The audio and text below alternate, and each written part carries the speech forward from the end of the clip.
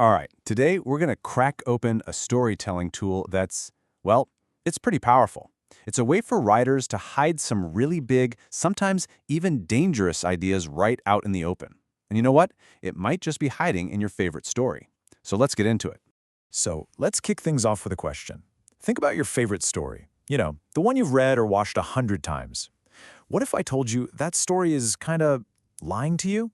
That there's a completely different, way deeper story being told right under your nose the whole time? Okay, to really get what I'm talking about, we've got to peel back the layers on a story you probably already know. It's the perfect example of this whole story within a story idea. So picture this, right?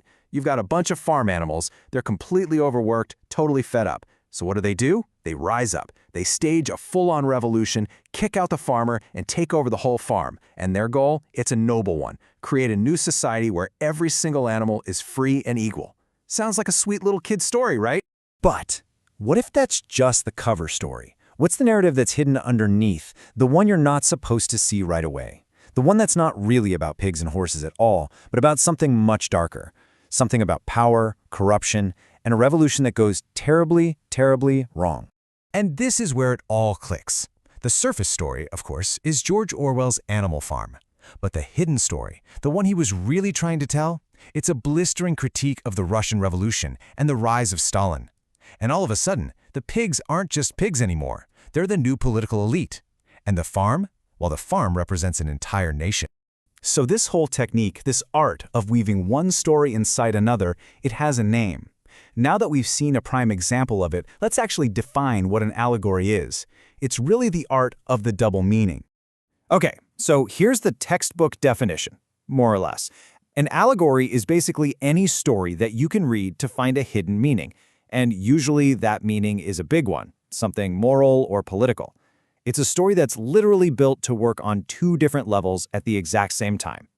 All right, let's break down the ingredients. What makes an allegory tick? The easiest way to think about it is like one giant extended metaphor that runs through the entire story. It's not just one thing standing for another. No, everything in this story becomes a symbol. The characters, the settings, the major plot points, they all represent real-world ideas or actual historical events. So you've always got two stories happening, the literal one you see and the symbolic one you have to figure out. And trust me, this is not a new trick. This technique is absolutely timeless. I mean, we're talking all the way back to ancient Greece with Plato's Allegory of the Cave. You know, the one with prisoners in a cave who think shadows are the real world. It's all about questioning reality itself. Then you see it pop up in the Middle Ages in these morality plays where characters were literally named good deeds or vice. And of course, it was perfected in the 20th century by writers like Orwell. So, all of this leads to a pretty big question, right? Why go to all this trouble? Why hide the message? Why not just come out and say what you mean? Well, there's some real power in hiding things in plain sight. Let's dig into that. Turns out there are some really smart reasons for doing this. Reason number one, it lets you criticize powerful people without getting into, a ton of trouble. It's pretty dangerous to directly attack a government. But writing a story about a corrupt pig running a farm, well, that gives you some cover. Second, it's a great way to teach moral lessons. It takes these big, abstract ideas like greed or justice and turns them into actual characters you can see and understand. And third, it's just a brilliant way to explain really complex philosophical ideas by dressing them up in a simple, easy-to-follow story. And George Orwell himself really hit the nail on the head. He said he wanted Animal Farm to be a fairy story that anyone could read and understand. And that was the genius of it. By using that simple format, he could broadcast his super urgent political warnings to the whole world in a way that literally anyone could get. Okay, so now we know what an allegory is, and we know why it's so powerful. But the big question is, how do you actually spot one out in the wild? Well, in this last part, we're going to give you your very own allegory spotting toolkit. Here's your checklist. First up, look for symbols that keep popping up over and over again. Is there an object or an image that just feels way too important? Second, ask yourself about the characters. Do they feel like complex, real people, or are they a little one-dimensional, almost like they just represent a single idea, like hope or corruption? Third, look for parallels to real life.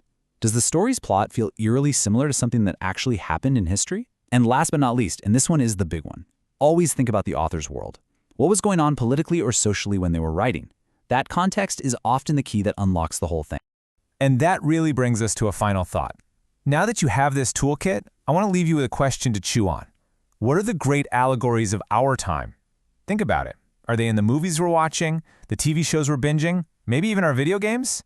The hidden stories are definitely out there. They're just waiting for someone like you to decode them.